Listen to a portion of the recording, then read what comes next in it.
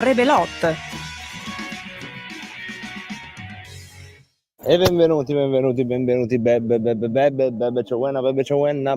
Ciowenna, Romalot. Secondo anno di Romalot. Sì, lo so, è vero, abbiamo saltato qualche puntata, ne abbiamo fatto una sì, una no, una sì, una no. Però, come sapete, questa è una traccia nel palinsesto ed è fin da principio ha voluto chiamarsi così, Romolotto, una traccia di sentiero nel palinsesto. E anche i sentieri fanno la stessa cosa, quando si va sempre dritti, poi i segni sono magari un po' meno rispetto a quando ci sono tanti bivi e tante curve, però ogni tanto eccolo che ricompare, tac, regolarmente. Marco Pinti, la voce che anche oggi cerca di tenervi compagnia. Abbiamo anche, come sempre, una sottofondo musicale. Vediamo un po'.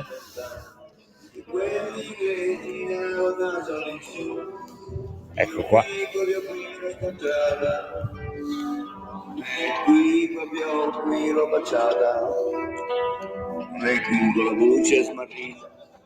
E non ci manca niente qui a Romolot. Marco Pinti in conduzione, scorre la mia voce accanto a voi, scorre il fiume Tevere accanto a me. Oggi andiamo a Piazza San Pietro, via, così, in odore di santità ce ne andiamo a Piazza San Pietro. È lunga da fare, cioè sarà un chilometrino, anche qualcosa meno. E un tempo, sì, è proprio questo, è un Romolot di quelli alla Piero Angela, almeno io. È iniziato così, ma è iniziato anche con l'arpa, dopo lo stornello l'arpa.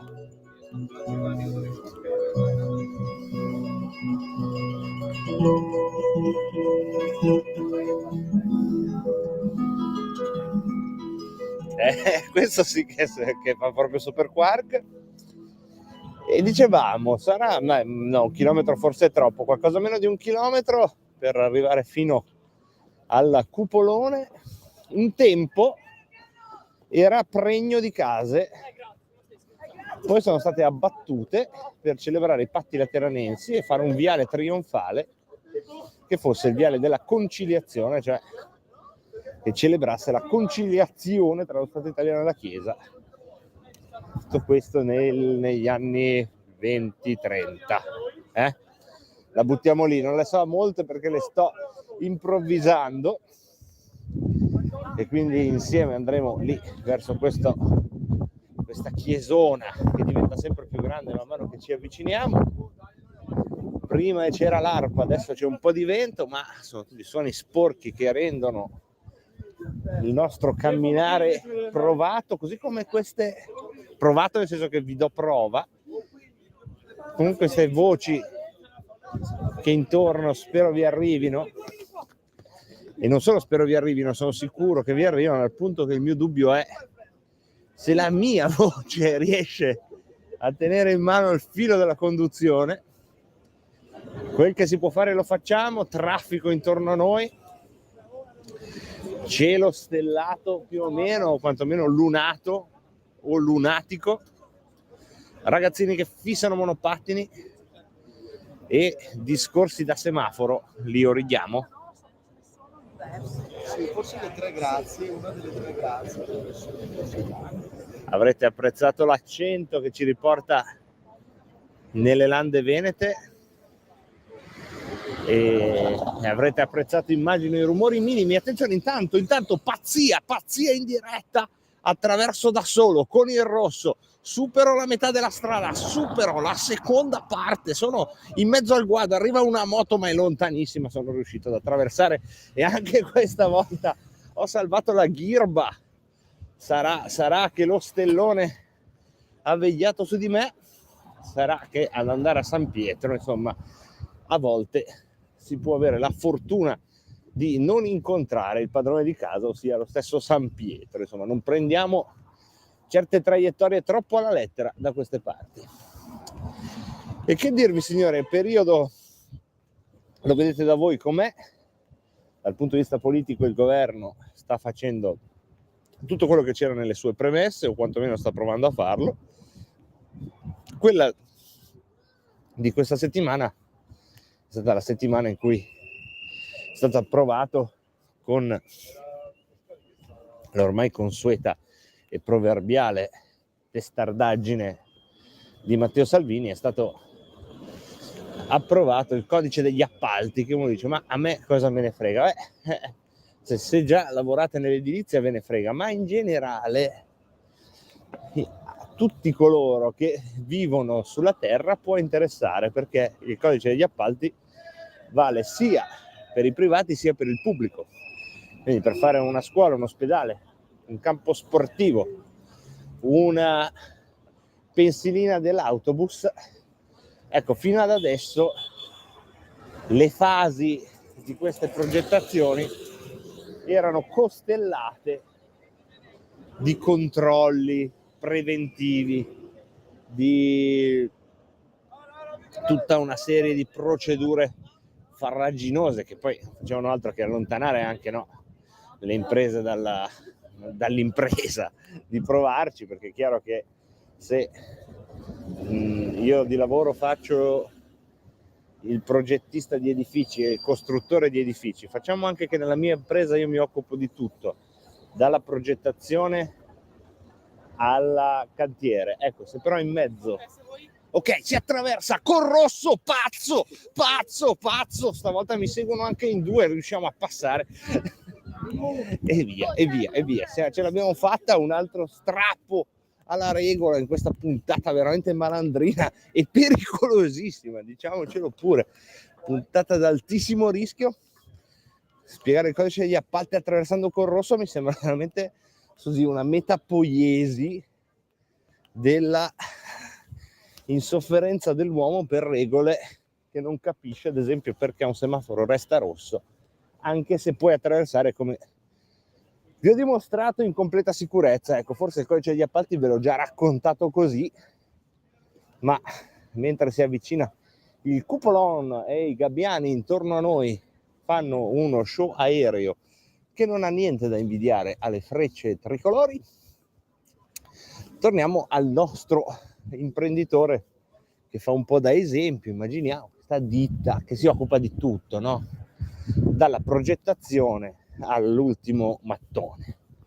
Ecco, se questa ditta, che già insomma, pensate a fare una ditta che si occupa di tutta sta roba, non è facile avere l'architetto, progettista, i muratori, l'assicurazione, ecco, ok.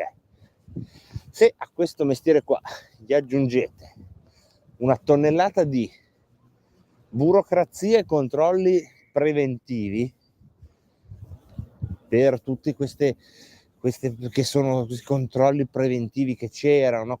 Questa paranoia legalitaria di capire allora questa azienda può reggere questo appalto, non può reggere, e dove gli arrivano i soldi, e ha avuto mai problemi di qua, di là, di su, di giù. Ecco, tutti quei crediti e quanti debiti.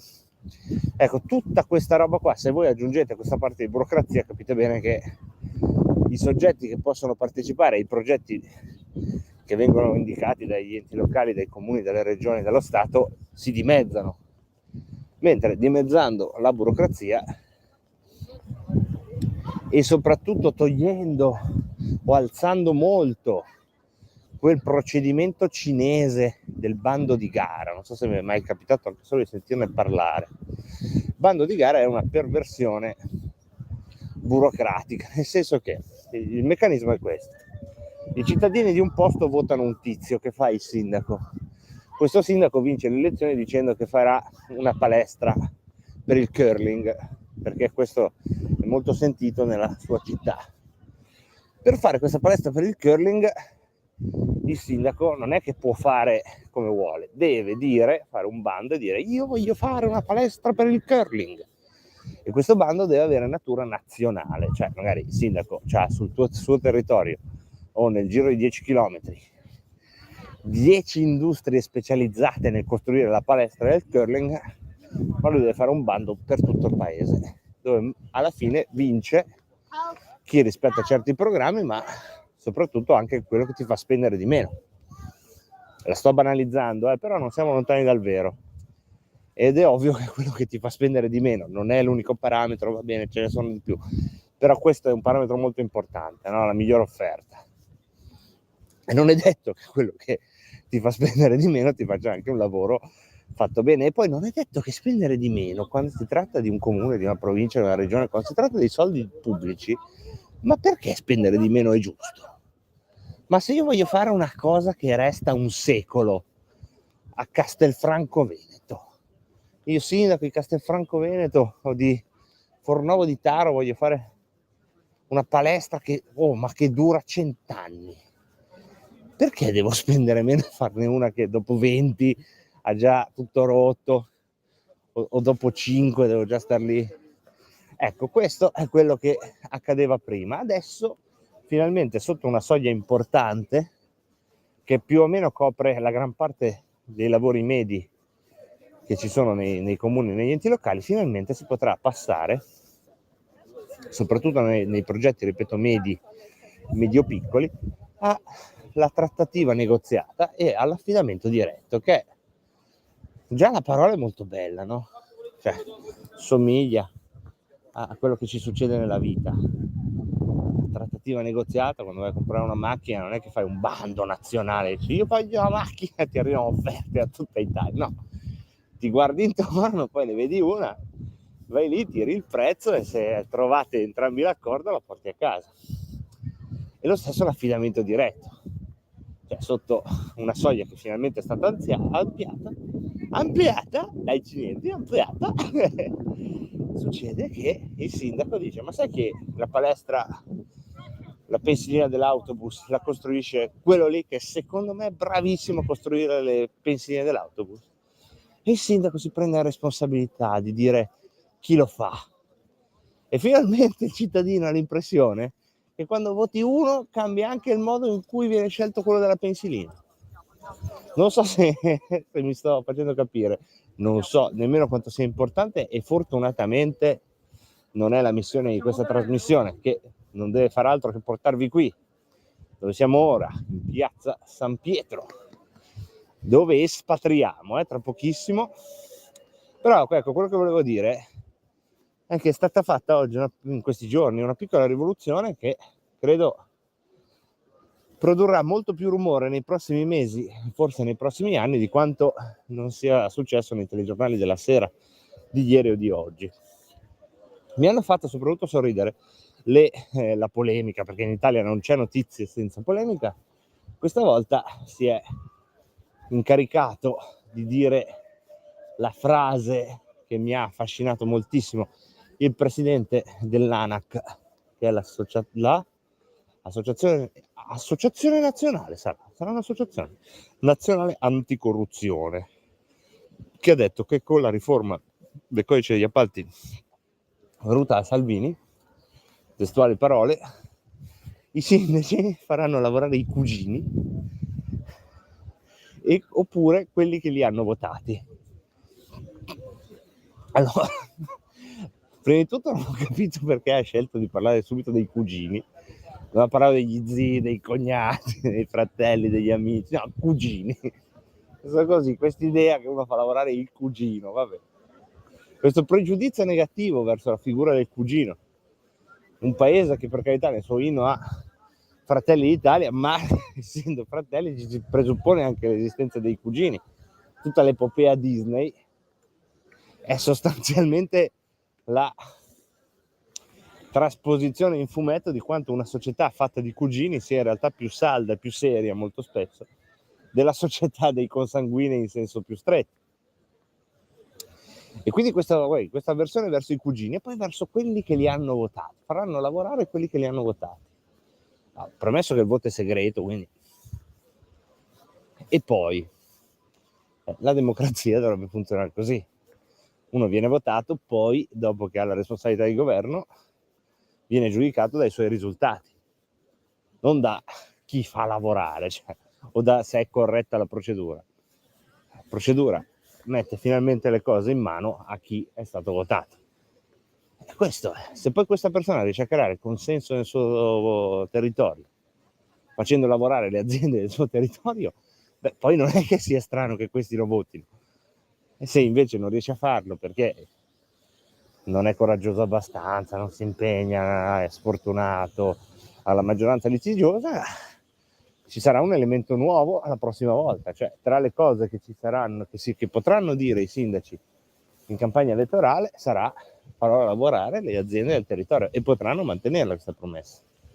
Insomma, quella di oggi è una cosa abbastanza significativa, anche se come sempre in Italia tutto ciò viene detto e concluso nel giro di un amen, però credo che se ne sentirà parlare, e previsione negativa, ho anche l'impressione che qualche contraccolpo ci sarà. E intanto siamo in piazza San Pietro, dove l'inquilino, diciamo, in carne e ossa in questo momento non c'è, perché come sapete è ricoverato il Papa in questi giorni. Ciò non preclude però di raccontarvi tutto ciò che già è pronte anche le sedie, le transenne, tutto pronto per le celebrazioni che avvicinano alla Pasqua, tutto pronto già. D'altronde, quando incominciate gli affidamenti diretti, quando incominci a affidare agli svizzeri la sicurezza con le guardie svizzere, poi a un certo punto ci prendi la mano e gli affidi anche l'organizzazione, e questo è il risultato, che insomma, con una settimana di anticipo ci sono già tutte le sedie in piazza, sempre che domani o dopo non ci sia qualcosa che mi è sfuggito, ma questo lo lasciamo alle agende dei ben informati, mentre questa, vi ricordo, è una trasmissione di disinformazione, ma vera, cioè, perché non pretende di essere informazione, pretende solo di essere uno che cammina e che tiene il filo di una storia, che è la nostra storia, la storia della nostra grande radio, e che tiene compagnia a se stesso, perché parlando con voi tengo compagnia anche a me, e tiene compagnia a voi, se siamo riusciti anche questa volta a sentirci con questo nostro filo nel palinsesto che si srotola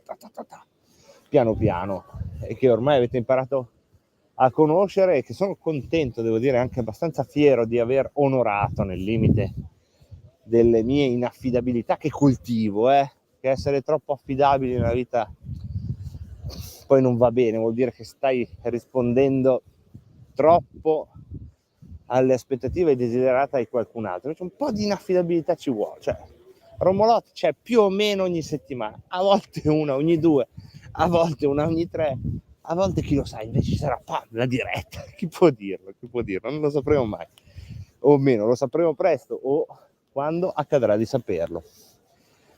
Nel frattanto io vi invito a non lasciare per nessuna ragione, non muovere per nessuna ragione la manopola del vostro apparecchio radio, e se ci state ascoltando invece sui podcast oppure su YouTube, continuate ad ascoltare qualcosa che abbia il marchio di Radio Libertà, c'è solo l'imbarazzo della scelta. Vi ricordo, come vi ricordavo ai tempi e non vi ricordo mai abbastanza, di sostenere la nostra radio, sapete voi come, e sul sito trovate tutti i riferimenti. E poi che altro dire, se non salutarvi da questo largo degli alicorni che colora di una qualche mitologia tolkieniana quella che c'è lo scenario che da qualche centinaio di anni fa colora lo scenario che da qualche centinaio di anni fa da scenografia? No, fa da ambientazione, troppo poco. Fa da sipario, poeta Pitti, poeta, fa da sipario alla millenaria storia del cattolicesimo, che come in ogni sipario inizia e finisce lo spettacolo così in piazza San Pietro, è là dove inizia e finisce la storia del cattolicesimo. Con questa botta, con questa botta possiamo davvero dire di averle dette tutte, tranne quelle più importanti. Ringraziare voi l'ho già fatto, quindi ringrazio tutti coloro che permettono la messa in onda di questa trasmissione. Last but not least Vincent Vega, che si occupa dell'inserimento e dell'abbellimento di questo sporco file di strada che gli avrò mandato, con questo bel futuro anteriore, e se non è anteriore chiamiamolo futuro laterale, futuro prossimo, futuro anteriore, questo è un futuro laterale, come quello con cui vi dico che lateralmente prima o poi ci risentiremo qui con Romolotto. Dal Marco Pinti, buona serata a tutti o buona giornata. Avete